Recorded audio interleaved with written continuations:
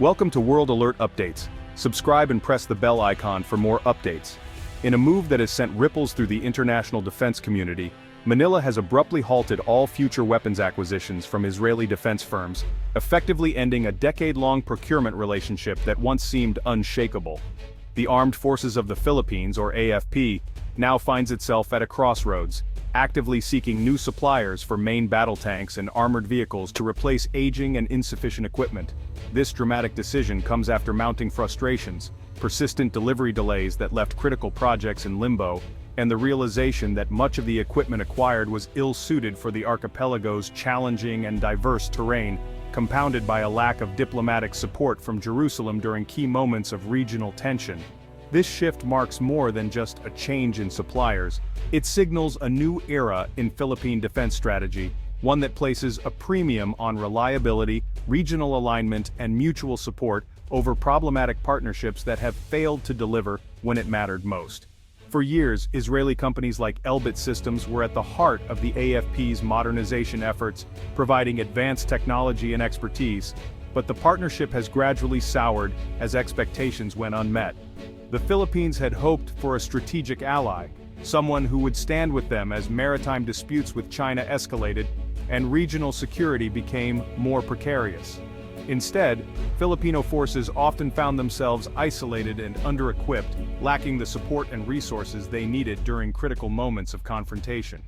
This realignment is about more than just hardware.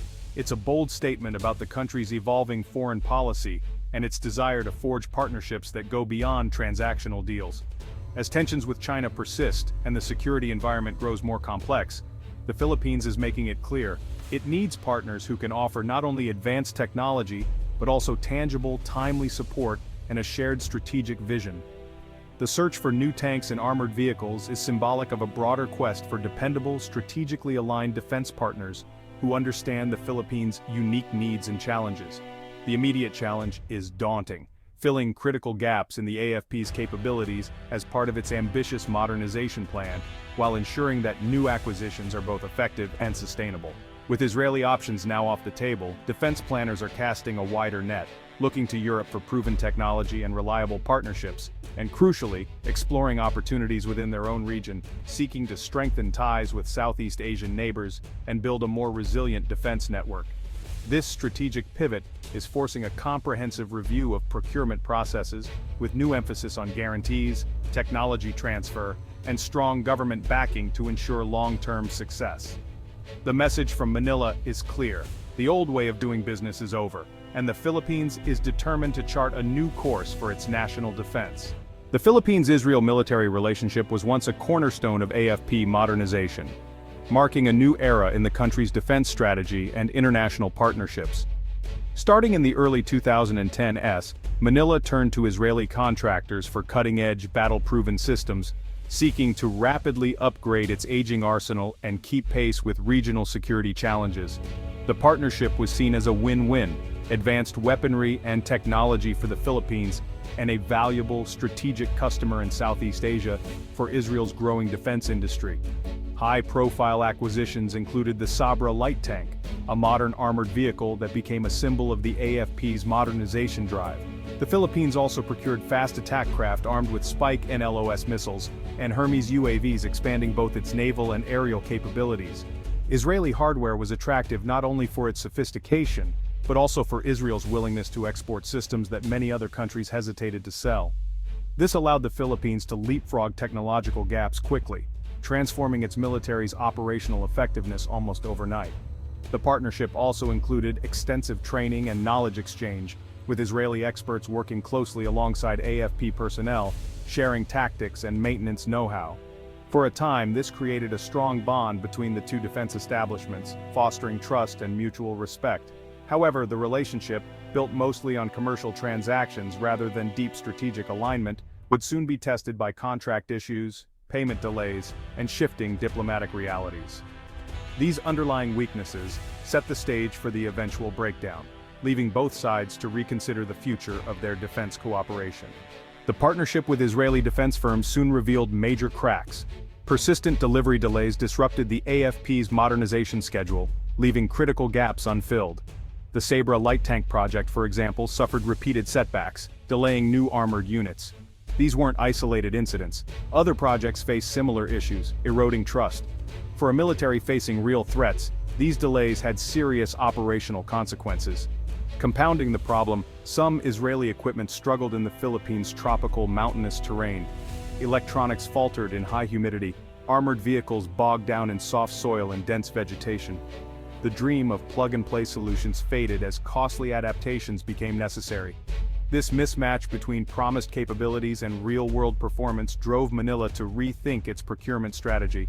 The Philippines needed equipment that was not just advanced but rugged and tailored for its unique environment. As contract issues mounted, a deeper diplomatic problem emerged. The Philippines, embroiled in South China Sea disputes, looked to its partners for support. While the US, Japan, and Australia condemned China's actions, Israel remained silent. This neutrality was driven by Israel's economic ties with China, prioritizing trade over alliance. Manila had hoped its investment in Israeli arms would buy not just weapons but political goodwill. Instead, Israel's silence revealed the relationship was purely transactional. The lack of diplomatic backing became a critical factor in halting future purchases. The Philippines realized it needed partners willing to stand with them in times of crisis. Israel's neutral stance failed this crucial test. Israel's decision to remain neutral during a critical moment fundamentally changed how Manila viewed its partnership with Tel Aviv. What was once seen as a relationship built on mutual respect and shared interests suddenly felt uncertain and transactional. The long-held belief that shared security interests would naturally lead to aligned geopolitics was abruptly shattered. Philippine officials realized that military cooperation did not guarantee diplomatic support when it mattered most. Israel's silence sent a clear message. A nation could be a top arms supplier while still ignoring its customers' urgent security concerns. This exposed the limits of a relationship based solely on commerce. In response, Manila began demanding more than just commercial ties. Modern defense partnerships, it realized, must include diplomatic solidarity and public support in times of crisis. Facing an assertive China, the Philippines needs not only military strength but also vocal international backing to reinforce its position and deter aggression. When a key supplier like Israel refuses to contribute diplomatically, it weakens the Philippines' strategic posture and leaves it feeling isolated on the world stage. This experience has made Manila more pragmatic and cautious, prompting it to seek alliances with nations that genuinely share its regional concerns and are willing to stand up for them. Now, a supplier's diplomatic record and willingness to offer political support are considered just as important as the quality of its hardware. The diplomatic cost of Israel's silence proved too high for Manila, prompting a determined search for new allies who can offer both arms and advocacy. The Philippines now seeks partners who understand that true partnership extends far beyond arms contracts. It requires standing together in both words and actions when it matters most. With Israel out, the Philippines is turning to a regional neighbor, Indonesia. Indonesia's defense industry, led by PT Pindad, has developed hardware tailored for Southeast Asia. The Harimau medium tank, jointly developed with Turkey, is drawing Manila's attention for its balance of firepower and mobility. Its lighter weight suits the Philippines' soft ground and limited infrastructure. Indonesia also offers the ANOA armored personnel carrier and advanced naval platforms, all proven in tropical environments. Sourcing from Indonesia offers strategic advantages, regional alignment, cost-effectiveness, and equipment designed for similar challenges. This shift signals a move toward regional self-sufficiency and away from reliance on distant suppliers. For the Philippines, it's about building a strategic alliance with a neighbor facing similar security threats. Indonesian military equipment is designed for Southeast Asia's climate and terrain. The Harimau tank and ANOA APC are built to withstand humidity, rain, and jungle conditions, unlike many Western or Israeli systems. This means greater reliability and lower maintenance for the AFP. Indonesian products are also more affordable, stretching the Philippines' defense budget further. Proximity reduces logistics costs and ensures faster delivery and support. As fellow ASEAN members, Indonesia and the Philippines share incentives for timely, reliable cooperation. Operating similar equipment fosters interoperability and strengthens regional security ties. Procuring Indonesian tanks is a strategic investment in ASEAN solidarity and a more resilient regional defense base. The challenges with Israeli firms have sparked major reforms in Philippine defense procurement. New contracts will include strict penalty clauses for delivery delays, shifting risk to suppliers. Technology transfer and local maintenance are now priorities, reducing long-term dependence on foreign contractors. The AFP will conduct extensive in-country testing to ensure equipment suits local conditions before purchase. A supplier's diplomatic alignment will be formally assessed, including their stance on the South China Sea. This holistic approach ensures future partners are true strategic allies, not just vendors. The new blueprint aims to make procurement smarter, more accountable, and aligned with national security goals. The Philippines is determined to avoid past mistakes and build a more resilient defense system. The key lesson for the Philippines is the need for self-reliance in defense. Over-reliance on any single foreign supplier creates vulnerabilities. The long-term goal is a robust domestic defense industry, supported by technology transfer and co-production. Strengthening regional alliances like the pivot to Indonesia enhances both capability and collective security. A network of ASEAN defense partnerships offers stability and resilience, reducing dependence on distant powers. Investing in local industry also boosts the economy and national pride. The future lies in smart acquisitions, domestic capability, and deepened regional cooperation.